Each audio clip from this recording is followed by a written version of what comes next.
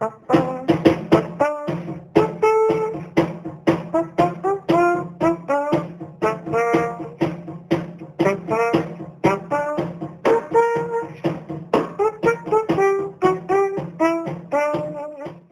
I will turn in the meeting to Barbara to introduce our guests. So please take it on, Barbara. Thank you. I just want to welcome Kevin Crossman and Micah Barchet to our meeting today. I have my Special Olympics Massachusetts hat here too. It's a very special and very important organization. It's very close to my heart. We're going to have Kevin talk to us first. He's the business operations manager for Special Olympics Massachusetts, which is based in Marlborough. So he oversees all the programs in the counties of Middlesex, Essex, Norfolk, and Suffolk. And he also helps connect new volunteers and new Special Olympics athletes with programs.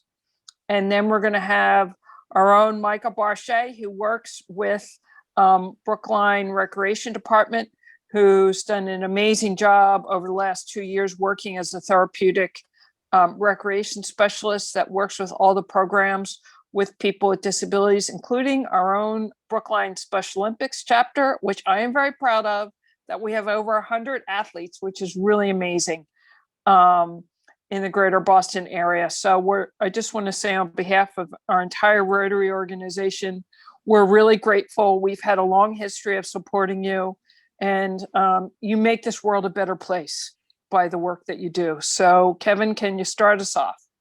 Yes, Barbara, thank you very much for that kind introduction. And I just want to co-sign what you said about the Brookline program. I know I do this to Mike all the time, but he does a fantastic job with Brookline Rec, really one of our model programs. So I'm really glad that you guys are here based in Brookline, because it's one of the programs that I always like to look to as, one of our model programs. So Micah will tell you a little bit more about that, but as always, Micah does a fantastic job. So looking forward to that. But for now, I'm going to share my screen, and I just have a little PowerPoint that I can go through. So just to start off, I know a lot of you are familiar with the Special Olympics. I will just start with our mission statement, just a good overview. So the mission of Special Olympics is to provide year-round sports training and athletic competition in a variety of Olympic-type sports for children and adults with intellectual disabilities. Special Olympics gives athletes continuing opportunities to develop physical fitness, demonstrate courage, experience joy, and share personal skills, gifts of spirit, and friendships with their families, their fellow Special Olympic athletes, and their communities. And at this point, it's a little funky with COVID, and we're kind of starting some new sports that have strictly come up because of how easy they are, which I'll talk a little bit about later. But we have around 23 to 24 different Olympic type sports being offered right now. So just some background history. Special Olympics was founded in 1968 by Eunice Kennedy Shriver. Her sister Rosemary was one of her inspirations. This movement started in their backyard with around 6 to 8 athletes in an obstacle type course, backyard camp type deal. And now it's pretty unbelievable to see where it has grown today. As globally, we have over 5 million athletes, and Special Olympics is in 193 different countries. So a lot has changed in those 50 years. We've grown quite a bit. Special Olympics is the largest amateur sports organization in the world, and we take away the financial burden for families and athletes as Special Olympics is available at no cost. So that's always a big one that comes up with new athletes and such. And I'll just touch on our little reach report that we have down here with our numbers. So these numbers are actually our numbers for 2019. We're still using our 2019 numbers since it's the last year that we had that wasn't all messed up due to COVID. So these are the numbers that we're using to kind of showcase a more accurate year. So we had 14,000 plus athletes served just in Massachusetts alone. We had over 15,000 different volunteers and coaches. Like I had mentioned, we do offer year-round opportunities, and now those are opportunities both in person and at home through virtual options. We have our youngest athlete is age 2, and our oldest athlete is age 98. So we have something for everybody. We have over 500 partnerships throughout schools throughout the state. And we have over 10,800 unified sport participants. So for anybody who's unaware about unified sports, that is when Special Olympic athletes take the field and compete with athletes without intellectual disabilities. So like everybody, we've been impacted by the pandemic, of course. So looking back, I think it was the second week of March is when we kind of officially started to shut down some of our events. The first event that we actually had to cancel was our big Alpine State tournament. But a whole year later, in fact, we were able to put on that event back in March. So a little bit of a silver lining there that we were able to put it on this year, which was nice. So we did start offering some virtual programming as the pandemic hit and as we started to get into lockdown here in the state. So we started off with some kind of simple ways for athletes to stay engaged. One of them is what we call an athlete chat. And it's actually something that I host along with my colleague. We do these weekly athlete chats that really just bring our athletes together. We play different games like bingo. We like to do Family Feud. Sometimes we have guest speakers come on. We had somebody come on and play the accordion for us. So just different ways for our athletes to kind of keep in touch with each other. And something that we really didn't foresee happening is that now we have about half of our athletes joining the athlete chats actually come from Special Olympics Minnesota and Special Olympics Oregon. So it's been really cool to kind of meet these different athletes in the different part of the country. And it's just always fun for our athletes to get to interact with athletes from, the other part of the states. So we also are doing monthly dances on Zoom. So we usually would do in-person dances at some of our larger state tournaments, and they're always a hit. It's pretty much the one thing everybody looks forward to, maybe even more so than our actual competitions. So we decided that dances were something that we could do virtually. So we have a DJ who is great, and she does every single dance every month for us. And it's 2 hours on Saturday nights, the third Saturday of the week. And it's just a really great opportunity for athletes to come together. We get around 75 to 100 athletes who come, and really they're up dancing, moving around for the whole 2 hours. So it's also a great way for them to stay active and stay involved with their peers. Then we also were doing some fitness and yoga classes, pretty basic fitness classes, pretty basic yoga classes, just to keep our athletes engaged again and doing some sort of activities. And these are all opportunities that are still ongoing, which has been really nice to see that a year later, the interest is still there from the athletes, and we're still able to put them on. So our annual Summer Games was canceled last year. Summer Games is our big event in June. And we have about 4,000 participants that we house in Boston. So unfortunately, we were unable to put that on. So to kind of combat that, we put on a virtual Summer Games where we allowed athletes to put together scores in different events that we had. So we had 11 different events, things like the 100-meter dash, the 10-meter run and walk. We had squats, push-ups, simple things like that athletes could do wherever they choose to if they were in their backyard. Some of the activities you could do like in your bedroom even.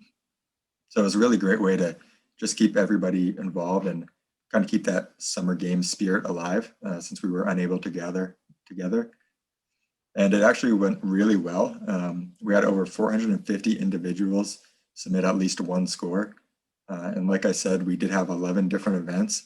And we had some athletes who really did all 11 events and submitted scores and videos, pictures. On the right here is actually, it shows a Brookline athlete who was doing I think it was the 100-meter dash. So a lot of athletes like to take pictures or take a video of them doing the event. And we made a whole wrap-up video at the end of summer games to conclude the whole event. And it was fun for those athletes to kind of see themselves competing in the video. Like I had mentioned, we're continuing to offer virtual opportunities. Additionally, we have some programs that were starting up in-person activities. Way back last summer, which seems like forever ago, when we reached phase 2 of the state's reopening plan, we were able to start gathering for some in-person activities. If everybody remembers, golf was the big one that was kind of first in line. So we do have golf at Special Olympics. So our programs were kind of first to get back in our golf programs last summer. Sports like bocce, cornhole, walking and hiking clubs, they all came extremely popular the past year due to how easy they were to put on and the safety aspect of it. So if you think of like bocce or cornhole, for example, that's 2 sports where you can easily socially distance. They can be done outside, and you could sanitize the equipment between each throw. So it was really easy for our programs to put on, and definitely a safer option compared to some of our traditional sports. Come the fall, we were able to put on some smaller scale events, doing some soccer skills, some flag football skills, and we were able to put on some cornhole and bocce events between different programs. And then as the state continued to open, we were able to continue to open as well. So virtual opportunities were still available. Like I mentioned, we started to offer some virtual competitions, which was new for us. So bowling, for example, is one of our larger sports in the winter. And since we weren't able to meet for any bowling events, we did a virtual bowling competition where athletes could partake and they could submit their scores to us, and they would compete through basically us and how we scheduled them and division them against other athletes across the state. So it still keeps that kind of competitions aspect of it that a lot of athletes really enjoy. And we have leaderboards on our website that we're updating every week. So if an athlete is wondering where they stand in terms of their standings, they can just go to our website and see where they're at. We also did a basketball all-star skills challenge. This was, again, because we couldn't gather together for basketball. So we did some skills challenges for our athletes where they could record their scores similar to the virtual summer games that I had mentioned, and they could compete with other athletes across the state. And then we still do have some volunteer opportunities that we have. Like I mentioned, the walking and hiking clubs are a big one. So we have some walking and hiking clubs that are put on by some of our local programs, which is the term that we use for them. Like Micah is for Brookline, the program coordinator of his local program. We also have clubs that Special Olympics Massachusetts is hosting. So these are the extra mile walking clubs. And we've been able to start up a lot here in the spring and looking forward to the summer. So I just put some of the closest ones kind of to you guys. We have one in Wellesley, Cambridge, Newton, Boston, Revere, Medford, and Framingham. We also have programs spanning across the state. We have some down in the Cape area. We have some down out in Western Mass, and some on the North Shore. So we're really trying to hit all these specific areas that we have athletes in to give the athletes as many opportunities as we can. And another program that we recently started, we call our Sports Skill Centers. These are more of a drop-in program. Think of it kind of like your typical sports camp where athletes do basic sports skills for an hour. So these were, again, the main purpose of them is to give athletes an opportunity to get up and moving. We understand that we have a lot of athletes who aren't ready to return to play, but we also have some athletes who are, and their programs, their teams aren't back yet. So we're just trying to give athletes as many opportunities as we can to get back to in-person activities if they wanted to. So we have some locations in Beverly, Marlborough, and Weymouth, and we're starting a whole next batch of programs in May with some locations in Pembroke, Andover, to name a few. So again, we are unable to do our summer games this year, unfortunately. So again, we're looking towards a virtual summer games. And with that, we're looking at a campaign called Do Your 50. And this is actually a little bit of a sneak peek. We haven't actually fully released this yet, so you guys are gonna inside look. But the Do Your 50 campaign is in honor of what would have been our 50th summer games if we were able to conduct it. So what we're saying is do your 50, and we're keeping it very vague. So the 50 could be do 50 minutes of walking. It could be do 50 sit-ups, do 50 push-ups, donate $50. It can be anything like that. So we're really just looking for another way to engage, one, our athletes, but two, our whole network of coaches, volunteers, to really rally them behind this Do Your 50 campaign. And the reason behind keeping it so vague is so that people can kind of come up with their own creative ideas. We've seen a lot of different creative ways that people have come up with, activities or programs during the pandemic. So that's really the reason behind we are keeping it so vague. We also have some competition and sport events. Like I had mentioned, we're doing some smaller scale events. And we're going to continue that with sports like track and field this spring and summer. Bocce and cornhole, like I mentioned, are very, very popular right now. So we'll continue to look to do some smaller scale events in those sports. We also have our Young Athletes program, which is a program for athletes aged 2 to 7. And we have in-person and virtual opportunities in this program. Really, the virtual programs are a great way for young athletes to try and stay engaged as well as they can. As you can imagine, a 2-year-old on Zoom is going to be a tough task. But we do have stuff like story times where a volunteer reads a book to our young athletes, which has been a real big hit for parents and young athletes. So again, just a way to keep everybody engaged. And then we do have some local team opportunities, and this is kind of where I'll pass it off to Micah, whereas he's kind of the holder of our local team opportunities in your area with the Brookline Rec program. So Micah, I will stop sharing and I'll pass it over to you. Thank you for the introduction, Kevin. Thank you for the invite, Barbara and everybody. It is really my pleasure to be here. Kevin really is a terrific resource at really anything that we need from Special Olympics. I'm emailing Kevin and Kevin's explaining a rule or helping us recruit volunteers. And then also all of you guys with your help with donation money is really appreciated, that we can get really great shirts from everybody, any kind of equipment. So I'm just going to share my screen. I don't have any really formal presentation, but I'm somebody who kind of likes to have a visual kind of what we're looking at. So on the local level, I can talk more about the recreation therapy programs as well, but today I'm going to focus more on Special Olympics. So for our programs, we offer basketball in the winter. We offer track and field and aquatics in the spring. In the summer, we offer softball. And in the winter, we have cheerleading and flag football. So I saw there was a question kind of in the chat about eligibility. I'll let Kevin take the physical disability question. But in terms of kind of how the divisioning works, whether it's a low functioning or a high functioning athlete, we take them all. If they're a lower functioning, they go on a lower functioning team. So they're not competing against a lot of the higher functioning athletes. And then the higher functioning, there's other divisions for them. And that goes for really all of the sports that Special Olympics offers. So that way avoid somebody who's a really great athlete like a LeBron James may not be competing against myself who can barely make a basket.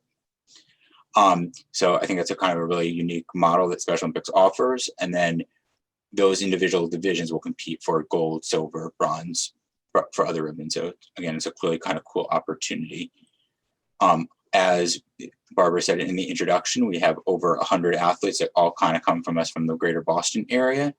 And a lot of them are coming either living on their own, they're coming from living in group homes, or they're living with family. And a lot of the time, this is their only opportunity to engage in some kind of physical fitness or kind of socialization with other people. So this is really a lot of the time their really favorite part of the week. And we're really fortunate to be really bringing people out of their group homes and out into the community.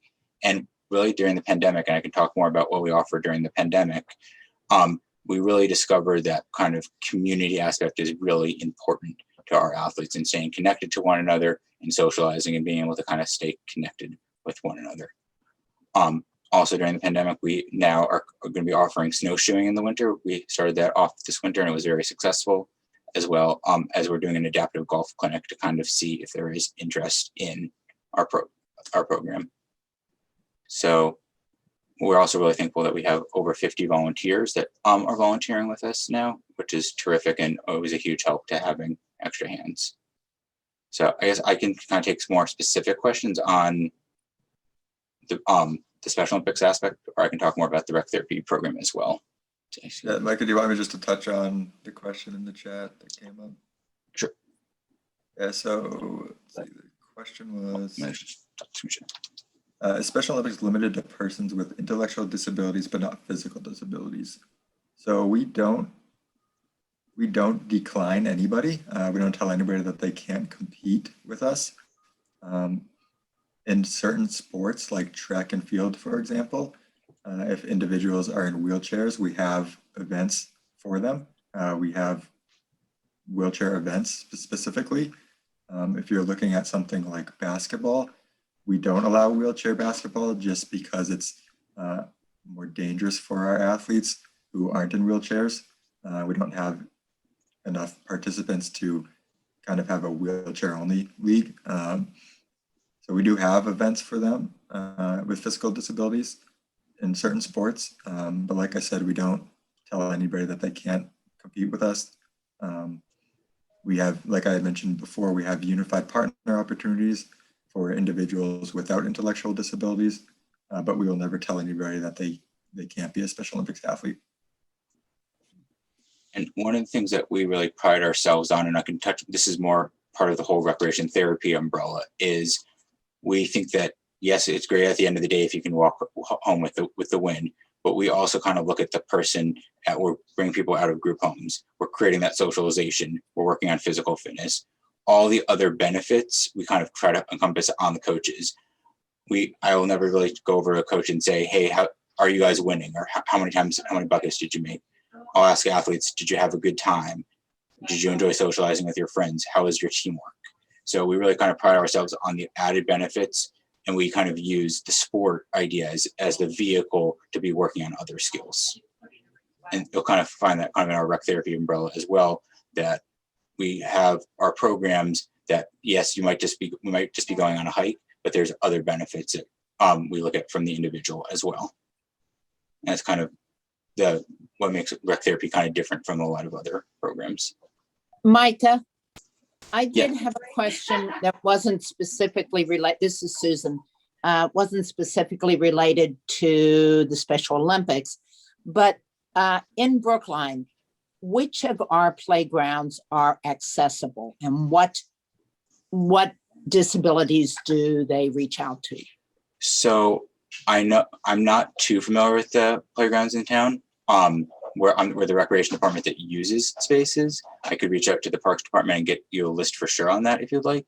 But I know Brookline Ave Park, they have the ADA park that went in, so that's all wheelchair accessible.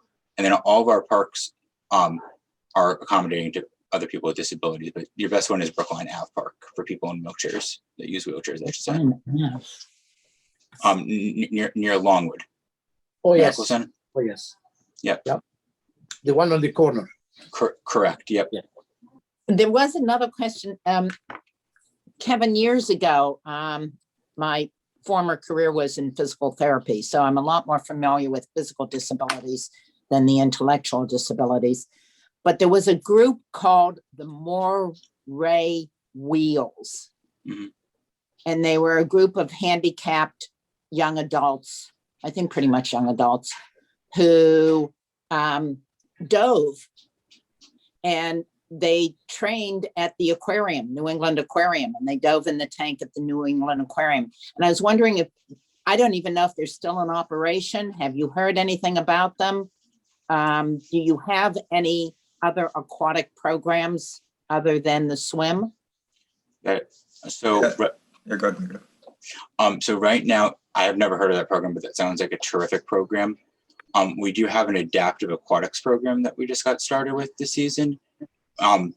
Our swim program is more of a competitive swim team as opposed to a learn to swim program. So Okay. we're trying to start our adaptive aquatics program up again to be able to get people ready to be able to join the Special Olympics swim team. Yeah, I also haven't heard of that program. They may not be in existence anymore. Yeah, I'm gonna check, do some research, because that sounds really cool that they do it at the aquarium. That's a cool opportunity.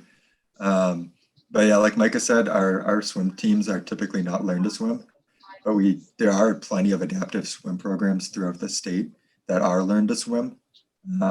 So there's a program called the Goldfish School, which has I know location. Goldfish. Yeah, we have one of those in Brookline. Yeah, they're everywhere, it seems. But a lot of our younger athletes who want to learn to swim come from their programs. And once they kind of get that learn to swim practice in and they're comfortable in the pool, we see them in our more competitive teams. Going quickly through the chat. So do we have a contact for Brookline Recreation? So I would be your contact, and I can put my email in the chat so people can contact me with either Special Olympics questions or other recreation programs, which Special Olympics is part of, but it's a separate part of the rec therapy division.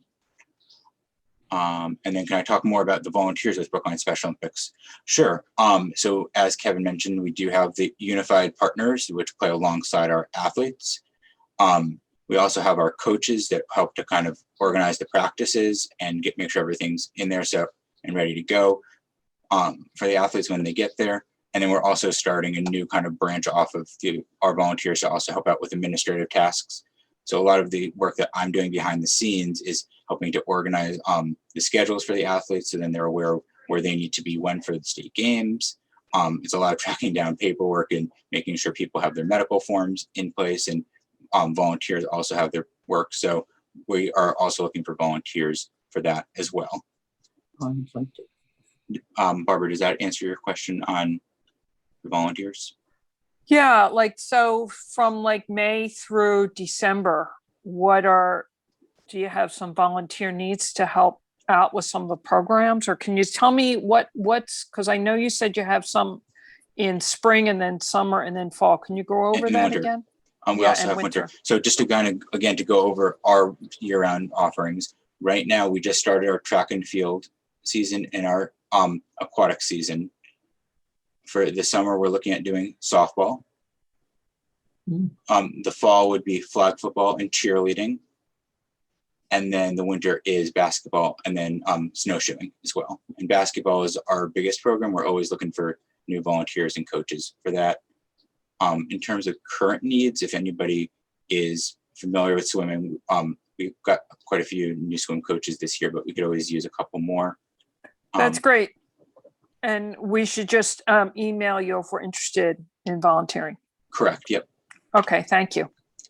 And then we have some other programs that are not part of Special Olympics that if you guys are, that we could always use recreation therapy volunteers as well.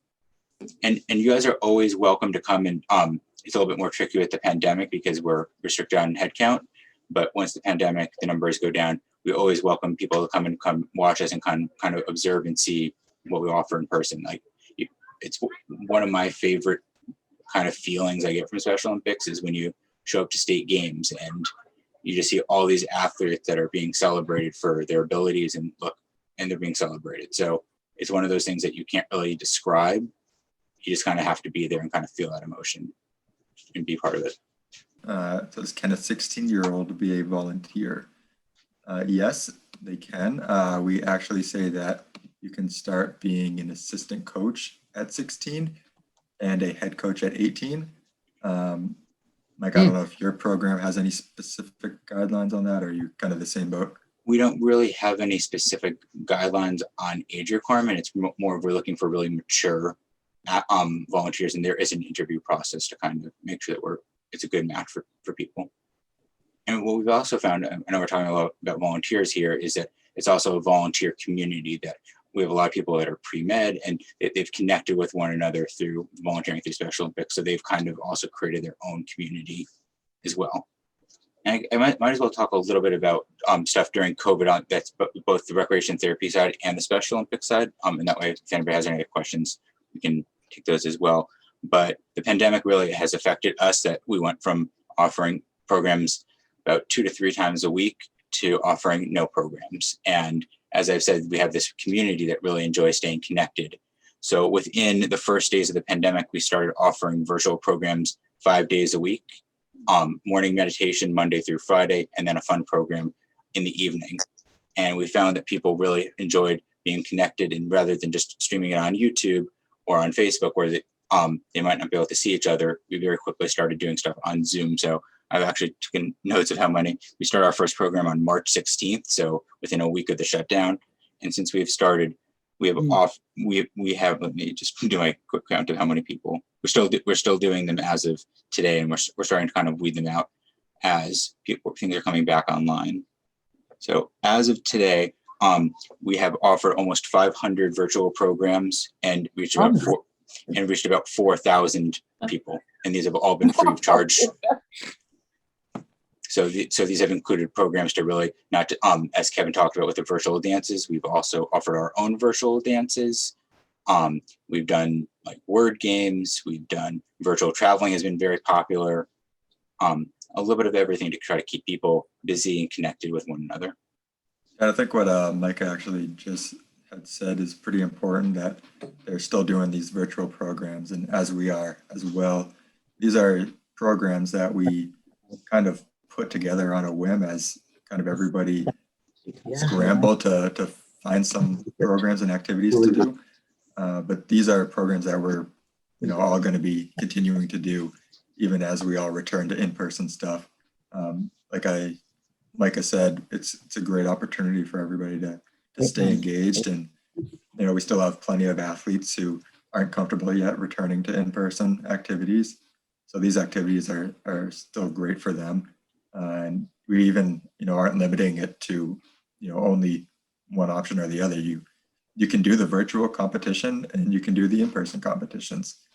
So we're really trying to open it up for everybody. And we're going to continue to see these types of programs stick around for the future, definitely. I have a question. I have a son that is special needs, and he is 40 years old now. In the past, when he was much younger and before he gained the weight, he used to be very athletic, biking, running, everything. And we thought oftentimes to have him join Special Olympics, but out of ignorance, we didn't know how to set him up. But now he have different kind of strengths that we can tap on, and like during the pandemic, we started to call him a puzzle master. He put puzzles like no one can together. He would do a lot of arts like drawing. He'll draw cartoons and clowns and things that he enjoys and likes.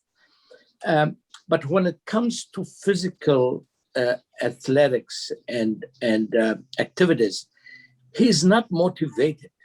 And we tried everything to give him that motivation. Any program you have that maybe would help install some motivation in him that we can probably have him join? So I'm just trying to think of what we're offering right now. I'm also going to put in the chat the link to access all of the registration information for all of our programs. And then I'd probably just go through with him and see what he's interested in. My goal, kind of as our recreation therapist in town, is to offer as much diversity in our programs as we can, because if your son's not interested in doing cheerleading, then he doesn't have to sign up for that. But if he's interested in our walking club or our hiking program, our goal is to try to find something that he might be interested in. I see. Okay.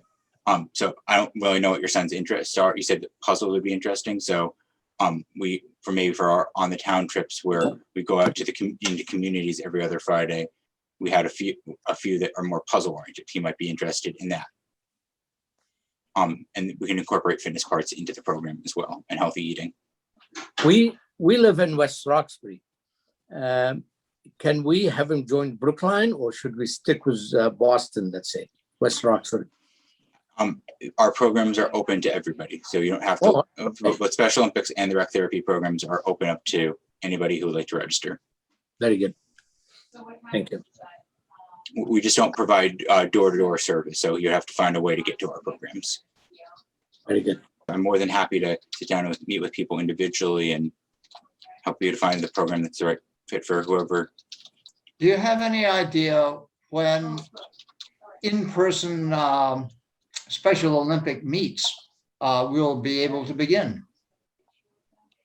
Yeah, so we're starting to look at specifically track meets getting put together this spring/summer.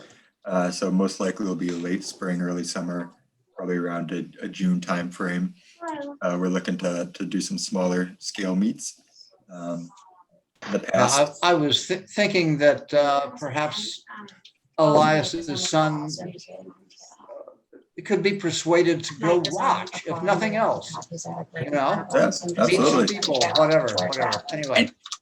And he's welcome to stop by practice as well. Our track and field program has gotten started, so he's welcome to come and check us out in person for those as well.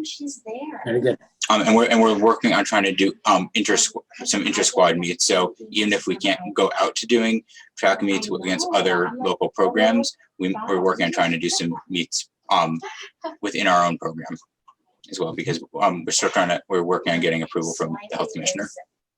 Yep. Someone's got their mic on and we're hearing all the background noise. It's probably me. It is an office. I apologize. Yeah. Well, I'm sure they don't Karen, want I to think. hang in on their conversation. Well, now we'd like to end it by telling you that our club have been involved with Special Olympics for as long as I remember, and I joined 1993. Every year we do a fundraiser on Marathon Day, and we sell hot dogs, hamburgers, and stuff, and we collect and we make sure we give Special Olympics at least $1,000 on that fundraiser. Unfortunately, last year we couldn't do it, and this year we don't know when that's going to happen. But in memory of Maury Liverman, who introduced our club to Special Olympics, I'm going to propose to the club to give the money we collected today on for Happy Dollars to Special Olympics, and maybe we'll add a little bit more to it. All in favor. Yeah. We're all in favor. And thank you very much. We truly enjoyed your program today. It's been very helpful and very informative. Absolutely, and just thank you guys for that. That's greatly appreciated, and your support over the past 20 plus years now is awesome. Appreciate you guys. Can I add one thing for both of you to remember about Special Olympics? So I was one of the people going around collecting for Special Olympics during the marathon, and you know how everyone just ignores you when you're well, so I did my whole spiel about Special Olympics, and I said, and who would like to donate? And the parents looked the other way. This little boy, maybe he was 3 or 4, he goes, I would! And everyone just opened up their pockets. Nice. Very nice. Very joyful moment. Yes, that's good. And over here in Brookline, we really also really appreciate your support. That we really cannot do it without you guys as well. So thank you. Thank you. Thank you, guys. So much. Thank you both. Thank you. Great work. Thank you. And it's really amazing to see how you've taken it to Zoom, because that Yeah. friendship and that connection with the athletes to each other is so important, and in nurturing it and sustaining them, their sense of resilience and hope and connection. So thank you both. Oh, Our pleasure. Thank you guys.